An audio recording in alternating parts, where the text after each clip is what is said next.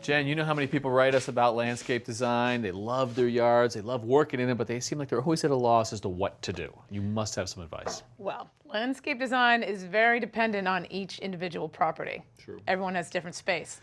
What I tell homeowners is first figure out your style. They could go online, start a binder, start a folder, Pinterest, start a board, or take pictures of things when you do a drive-by somewhere. So if I put together, say, 20 pictures of stuff I like, do you think you could look at it and say, oh, I know what your style is? Absolutely. Oh, cool. Right. So let's see. Let's show you a few little pictures.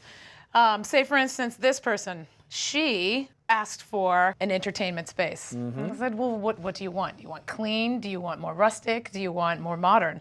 Wow. She wanted modern, clean look. She also wanted a feature like a fire pit to go out to. She needed a destination spot. So that's interesting. Bluestone, which is a very traditional material, but here you can tell just sort of how linear and how clean it is, and it does look sort of modern. And it's clean, and it's a usable space because we just made it a little bit bigger. Well, that is gorgeous and a huge transformation. All right, so what else should we be thinking about?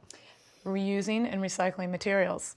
This homeowner called me, 30 by 30 foot space, downtown, every inch counts, right? Right. So we just cleaned it up, but we reused the brick. So this is existing brick. It's not, oh, look at that. So you can see that's heaved and it's waving all over the place. Completely uneven, but she wanted a charming courtyard feel. Right. So we took the running bond pattern out and then reinstalled it with a herringbone pattern. Whoa. Look at that. Wow, and so all of that is the existing brick that was there? About 75% of it. Boy, what a difference that makes. That is terrific. It's very, very, and then over here, she wanted a clean entry into her house, fixed a drainage problem, so we used these granite steps, right? And so it also acts as a seat for the kids or whoever wants to sit outside, and it's just a clean in and out, and it's a charming courtyard now. Like a whole different space.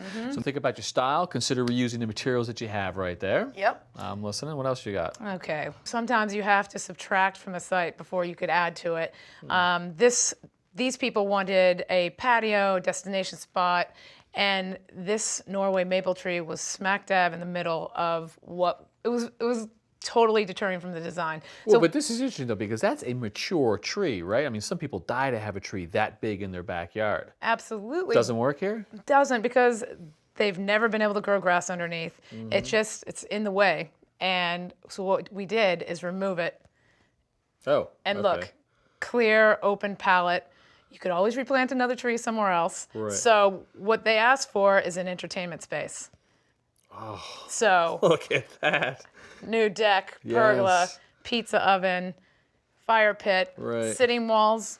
Oh, that is just gorgeous. Look how comfortable that thing is right there. I know. And the colors, we use more natural stone, the colors of the blue stone. And so in this picture, where would that Norway maple had been if you hadn't taken it out? Right in the middle of that fire pit. Oh, wow. So it had to go. It had to go. It dictated the whole space. And it's just remarkable. I mean, look at the transformation right there.